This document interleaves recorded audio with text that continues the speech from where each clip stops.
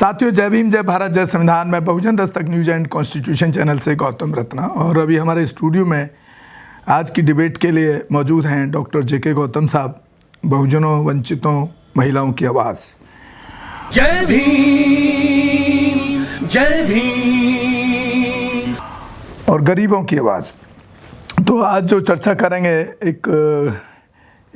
इस पर हमने पहले भी एक चर्चा रखी थी कि गुजरात के अंदर लेबर लॉ लागू किया गया, जिसमें बहुत सारे जो श्रमिक हैं, मजदूर हैं, उनके लिए बड़ा ही नुकसानदायक था। और अब वही उसी तरह के पैटर्न में केंद्र की सरकार ने लागू किया है।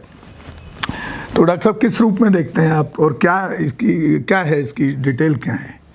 नहीं, ये देखिए, सीधा सीधा है। सरकार ने एक जो लेबर है, जो मजदूर है, जो पूरे भारत का निर्माण किया जिसने, और आगे भी करता रहेगा, हर सेक्टर में लेबर है, उसको गुलाम बनाने के लिए है, एक बंधुआ मजदूर बनाने के लिए, कि जिसकी आवाज़ ना निकले, नहीं, जो अपनी डिमांड ना कर पाए, और कंपनियां उसका जितना मर्जी शोषण करें, नहीं, और सरकार ने हाथ खड़े कर दिए, सरकार उससे बाहर निकल गई है। सारा का सारा जो है वो कंपनियों को पावर दे दी गई है कि कंपनियां जो मर्जी उनके साथ कर सकती हैं। अब सीधा सीधा ये कि लोकतंत्र जो होता है किसी भी देश में, जो उसका संविधान होता है, डेमोक्रेसी होती है, तो इसमें पावर होती है किसी भी जुल्म के खिलाफ आवाज़ उठाने की। अगर उसको वो चीज़ नहीं मिल रही है तो मालिक के खिलाफ, सरकार के खिलाफ, कंपनी फैक्ट्री मालिक के खिलाफ वो एक आवाज़ बना सकता है, उठा सकता है। और ये जब देश आज़ाद हुआ तो, और जो संविधान बना, तो बाबा साहब ने उस संविधान में जिस तरीके से लेबर एक्ट बनाया, और उसमें कुछ मज़दूरों के स्पेशल राइट दिए, कि जिस तरीके से एक उन्होंने कहा कि 8 घंटे से ज़्यादा मज़दूर काम नहीं करेगा, एक सीधा सीधा उन्होंने कहा, और हफ्ते में एक दिन छुट्टी होगी, वीकली ऑफ होगा। और अगर कोई कंपनी का मालिक ओवर टाइम कराता है, फैक्ट्री मालिक ओवर टाइम कराता है, तो केवल 1 घंटा करा सकता है, यानी 9 घंटे, और उसको डबल देना पड़ेगा। यानी 1 घंटे की जो ड्यूटी है उसको नॉर्मली जो उसका पे था उसको डबल देना पड़ेगा, ये उसका नियम था। और फैसिलिटी उनको सारे जो क्लेम थे, चाहे हेल्थ का हो, एक्सीडेंटल पॉलिसी हो, उनका इंश्योरेंस हो, पीएफ वगैरह हो, वो सारा कुछ कंपनी का था, ठीक है। और उसमें भी एक मजबूत वो था कि जो यूनियन थी, जो लेबर यूनियन होती है कंपनियों में, ठीक है, हमारे भारत में बहुत सारी यूनियन से बनी हुई हैं, तो वो इसलिए थी कि मजदूरों के हित में अगर मालिक कोई ऐसा काम करता है और उनको दिखाई देता है कि मजदूरों का उसमें हित नहीं हो रहा है, तो वो आवाज़ उठाएं, कोर्ट में जाएं, सरकार से बात करें, और वो उनकी लड़ाई लड़ें। और यूनियन ऐसा करती भी आई है, आपने देखा होगा, बहुत सारा हुआ है।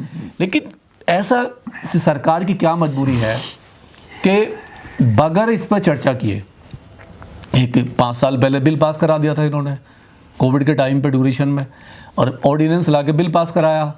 और सबसे बड़ी बात है कि जैसे आपने देखा होगा कि जब किसान बिल लेके आए, 3 काले कानून थे किसानों के लिए, तो इन्होंने ना तो पार्लियामेंट में चर्चा कराई, ठीक है, और ना ही किसानों जिसके हित में लेके आ रहे हैं बिल, आपने उससे बात ही नहीं करी। और इसमें भी यही हुआ है, इसमें ये हुआ है कि अगर सरकार कह रही है कि उसमें बहुत कुछ अच्छा भी है, हो सकता है कुछ अच्छे पॉइंट हैं, नहीं, लेकिन आपने ना तो किसी यूनियन को विश्वास में लिया, जो ट्रेड यूनियंस है, जो हमारे बहुत सारे संगठन बने हुए हैं, और ना ही किसी मजदूर को, लेबर को आपने इसमें शामिल किया उसमें डिबेट में कि हम आपके लिए ये करने वाले, अगर आप अच्छा करने वाले हो तो आप उससे बात तो कीजिए जिसके लिए आप बेनिफिट दिखा रहे हो। लेकिन वहाँ भी कुछ नहीं किया। इन्होंने क्या किया है कि पहले 29 वो थे कानून, वो उसमें वो था बना हुआ था, कोड थे, उनको ख़त्म करके 4 कोड बना दिए। 4 में अगर देखा जाए तो उसमें 29 गाइडलाइन थी, मजदूरों के फेवर में थी, वो ख़त्म करके 4 कर दिया है, 4 कोड बना दिए, 4 लेबर कोड बना दिया इन्होंने। 4 में सबसे बड़ा जो है एक ये है कि पूरी की पूरी पावर, एक कोड ऐसा है कि पूरी की पूरी पावर कंपनी के मालिक को देती गई है। अब कैसे, अब देखने में बहुत अच्छा लग रहा है, आप उसे पढ़ोगे और उस अभी एक्ट को आप पढ़ोगे तो आपको इतना अच्छा लगेगा, ऐसा लगेगा जैसे बहुत सुंदर एक्ट है। लेकिन जब इसके गहराई में जाके आप स्टडी करेंगे, मजदूरों को बड़े फायदे होंगे, हाँ, बहुत कुछ उसमें दिया हुआ है। लेकिन जब आपको लगेगा, आप उसकी गहराई से देखोगे, और कुछ ध्यान से उसमें जाएंगे तो ऐसा लगेगा जैसे मजदूर को गुलाम बनाने के लिए ये एक्ट लेके आए, ताकि वो आवाज़ ही ना खोल पाए। अब कैसे, पहले क्या था कि वो केवल 8 घंटे काम करता था, अब 12 घंटे कर दिया है कि अब सीधा सीधा वो 12 घंटे काम करेगा और वो मना नहीं कर सकता। एक और बात है जी, कोर्ट नहीं जा सकता, सरकार ने हाथ खड़े कर दिए, ठीक है, कानून का सहारा नहीं ले सकता, उसके हाथ काट दिए पूरी तरह से कि उसे 12 घंटे काम करना ही करना पड़ेगा। अच्छा, 12 घंटे का प्रोविजन कर दिया। 12 घंटे का प्रोविजन कर दिया है, 8 घंटे की जगह 12 घंटे करेगा। अगर वो ओवर टाइम करता है तो ओवर टाइम का उसको डबल नहीं मिलेगा, आपको वही मिलेगा। लेकिन इसमें क्या किया कि केवल 48 घंटे का ये हफ्ते में 4 दिन काम करेगा, 3 दिन घर बैठेगा। अब सवाल ये है कि जो आदमी 4 दिन घर बैठेगा तो क्या 3 दिन की तनख्वाह फैक्ट्री का मालिक उसे घर बैठे देगा? मतलब ही नहीं होता। जो गुजरात में किया इन्होंने लागू ही नहीं हो सकता। और एक और है कि इससे पहले क्या था, एक कानून, एक लॉज है कि जिस कंपनी में 100 वर्कर काम करते हैं, 100 वर्कर, तो सरकार ने उस जो पुराने जो लेबर एक्ट था उसमें यह था कि 100 वर्कर कंपनी वाले को एक छूट ये थी कि वो कभी भी किसी को निकाल सकता है, कहीं भी निकाल सकता है उसको, एक ही छूट थी, बगैर नोटिस दिए निकाल सकता है। और ना ही उसको कोई कानून में जाएगा, ना किसी अदालत में जाएगा, कोई मतलब नहीं जानेगा। इन्होंने क्या किया, उस 100 के दायरे को तोड़ दिया है, यानी जो 100 का दायरा है उसको 300 कर दिया है। अच्छा, पहले ये था कि 100 से कम अगर स्टाफ है, हाँ, तो 100 से कम स्टाफ है, जैसे 30, 20, बिना 40, नोटिस के 50 उसको बगैर नोटिस दिए उसे नौकरी से आउट कर सकता है। और वो कर दिया इन्होंने। अब और वो कोर्ट में जा सकता, क्लेम नहीं कर सकता। लेकिन अब क्या है, अब इन्होंने उस दायरे को बढ़ा दिया, नहीं 300 कर दिया है। अब यानी बड़ी कंपनी भी चलाएगा, उस पर उसको भी फायदा हो गया। और फायदा ये होगा कि वो जब मर्जी उसको निकाल सकता है, कोई रूल रेगुलेशन नहीं होगा, कोई कम वो नहीं होगा। अब हमारे देश में अगर रेशो निकाला जाए तो कम से कम 75% जो कंपनियां हैं, फैक्ट्रियां हैं, उनमें 300 से कम लोग काम करते हैं। तो ये तो सीधा सीधा उनको एक गुलाम बनाने का हो गया।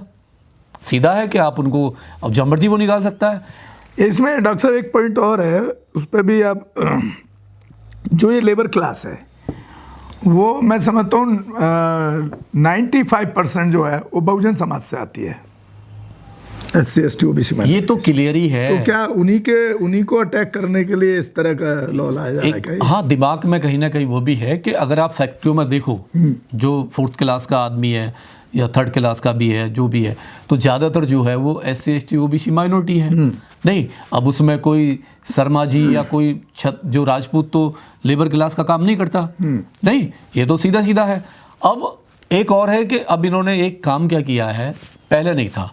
पहले ये था कि अगर किसी कंपनी में कोई 6 महीने काम कर लेता है तो उसकी परमानेंट जॉब, पक्की जॉब मानते, उसको कहते हैं इसका जॉब निकाल नहीं सकते, वो पक्का हो गया, परमानेंट करना ही पड़ेगा, कोर्ट जा सकता है, 6 महीने वो कोर्ट जा सकता है, कोर्ट से भी वो था तो वो उसे कर देता था, हमेशा होता है। अब यही था।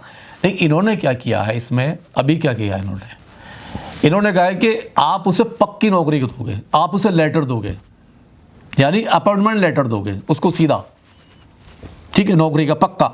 यानी पहले नहीं होता था, पहले केवल उसको रख लिया जाता था, 6 महीने बाद पक्का करके उसकी पक्की नौकरी हो जाती थी। अब इन्होंने सीधा इस एक्ट में क्या किया है कि आप कंपनी बाकायदे उसको ज्वाइनिंग लेटर देगी कि ये आपकी नौकरी है, ज्वाइनिंग, आप ज्वाइनिंग हो गए, या प्रूफ हो गया, चलो अच्छी बात है, ये प्रूफ हो गया।